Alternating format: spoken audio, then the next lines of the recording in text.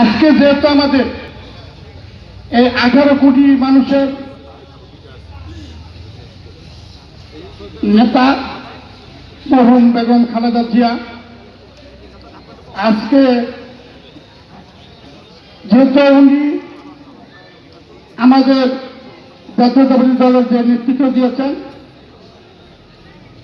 ওনার যে স্মৃতিচারণ আছে, আজকে এগুলো বলতে গেলে অনেক সময় দরকার। আমাদের সামনে যে একটি জাতীয় নির্বাচন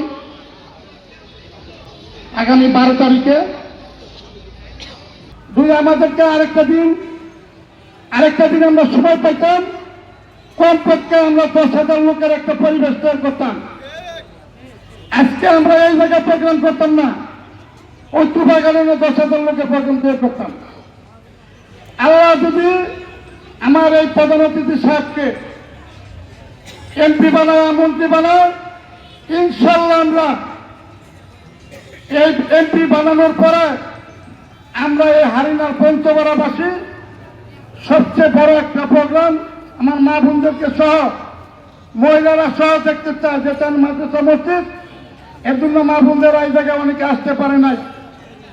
এই আমাদের এখানে যে সমাগম আছেন তার চেয়ে বেশি আমাদের মা বোনেরা হবেন।